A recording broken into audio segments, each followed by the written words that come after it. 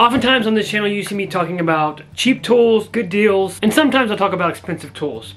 This video is about expensive tools. Today we're going to find out if the 3M Xtract is the new Festool killer, or at the very least if it can give it a good run for its money. I'm going to be putting the Festool EC 150 directly against the 3M Xtract, and I'm going to let you guys know which tool is the right investment for you.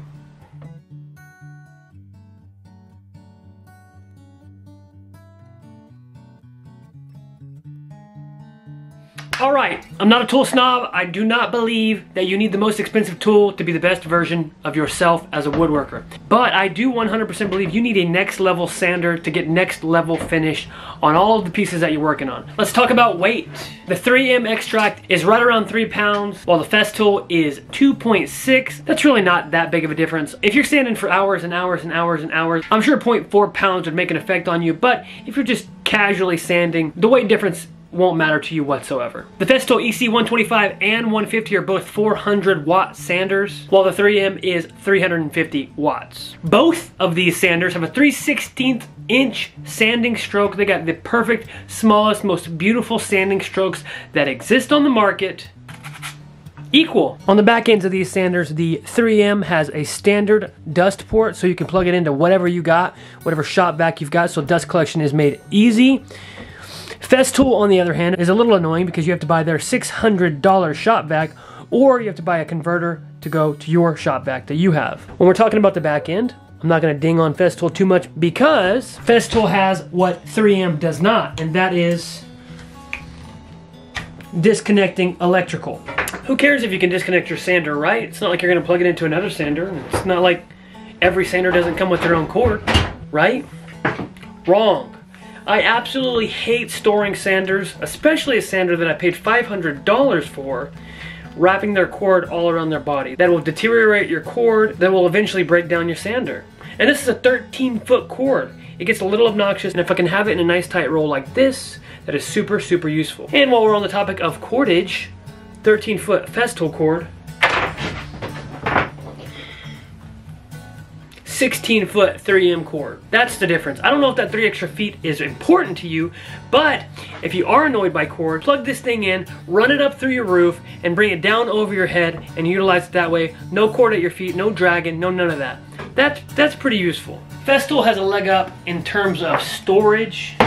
They have a sustainer that is made perfectly for their sander. It's beautiful. It protects my $500 investment. And this guy, I don't know about this guy. Come on 3M. It'd be really nice to get a sustainer for this sander. Why do people buy Festool? The reason that a lot of people choose the green is because of the ecosystem. Every Festool tool that you can get gets registered into a system and has a really good warranty on it. If you've got a sander, a miter saw, a router, jigsaws, track saws, all that kind of stuff, all of those things connect to each other in a dust collection ecosystem. That's probably Festool's #1 selling point, is their dust collection is supposed to be the best on the planet, and it all is compatible with each other. While there's not a whole lot of 3M tools that partner with this sander, there's not many needed. I don't need to have a 3M Xtract sander and a 3M track saw.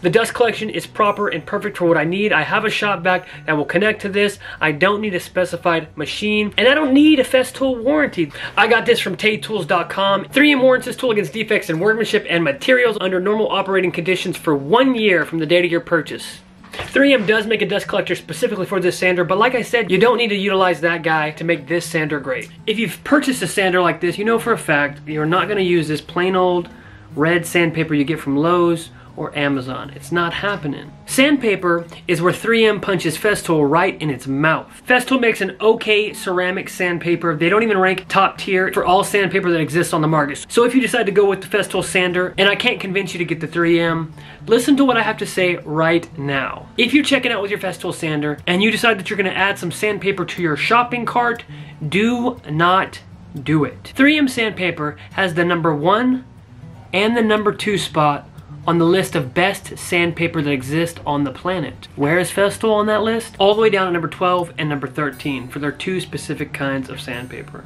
Wah, wah, wah. Not to product shame, but Festool Sandpaper isn't even better than Diablo, DeWalt, or Bosch. Pretty rough. So if you think that because you have a Festool sander that you're gonna get the Festool Sandpaper because it's gotta be the best as well, it's really not. This stuff right here is really the king, the 3M Xtract. It takes 97% of dust particles. As long as you have your shop vac running, 97% of dust out of the air while you're sanding. This is the greatest thing since sliced bread. I don't know about you, but I'm a visual learner. I've told you all their stats, but what does that mean? What does that even mean? I want to see what they do. I'm sure you want to see what they do. Let's put them head to head and sand some stuff.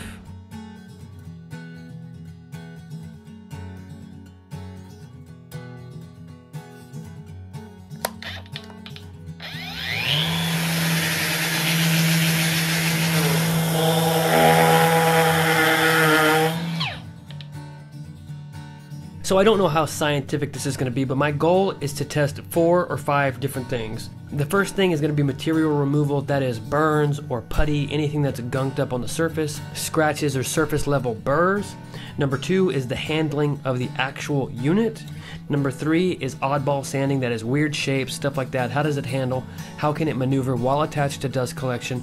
How does the sandpaper hold up? And finally, Sandpaper Dexterity. In all of those situations, how does the sander and sandpaper hold up and last throughout the entire process? Material removal. Both of the sanders in this category excel. I don't have anything bad to say about either one. If you've got a good 100 grit sanding disc on your sander, both of these guys are going to destroy whatever you put them on. We sand alder, poplar, red oak, white oak, all kinds of different woods when it comes to cabinet making, and both of these sanders get a 10 out of 10 for the power that they continually have throughout an entire job. There's never a time when I have to put the sander down, let it relax, let it chill. These guys can push through an entire house of cabinets in a single day, very, very easily. The second test is handling. How does it feel in your hand? Obviously, I told you a little earlier that the Festool sander is 0.4 pounds lighter, and after using both sanders, I could not tell the difference. I couldn't feel a difference. The only real difference is going to end up being a personal preference to you. The 3M Xtract is a little bit longer than the Festool sander if you have to end up 3D printing an adapter so that you can connect to a Festool vac, which is what I did here. It's kind of annoying. The 3M feels really nice in your hand. It feels like an extension of you. It takes a little getting used to, but the dead man switch on top is a plus. If you want to stop sanding, you can let the sander go, and that is it. At this point, if you were sanding tables all day, the video could end, but sanders don't always sand flat surfaces. Knowing if your sander is going to be able to sand over round edges or sharp edges is very, very important. We sand shelves and drawers, and that deteriorates sandpaper so quick and easy. Both of these sanders are variable speeds, and I've got to be honest, there's never truly been a time when I'm using a Festool sander that I feel like I have to turn it down. Max speed is always the go-to and standard for me, but whenever I was sanding these shelves and these drawers, I felt like I needed to turn the 3M down. I don't know if you would consider that a ding or a bad thing, but having a variable speed on a power tool and actually utilizing it is a pretty rare thing. I like knowing that there's a max amount of power that I can use when I need it, and I can tone it down and let it sit in a lower gear. I don't feel like your standard should be riding it maxed out. Last category on the list was Sandpaper Dexterity. That really falls under the sandpaper, and you guys know how I feel about the sandpaper. The 3M version is the best, but all sandpaper breaks down, and I can tell you exactly when and how both of these sandpapers break down. I utilized the 3M for all of the tasks all day, and where it failed the most was rounding over drawer boxes and shelves. Because it's a mesh, it's a little bit thinner, and when you hit splintered wood, it tears it up pretty quickly, which is expected.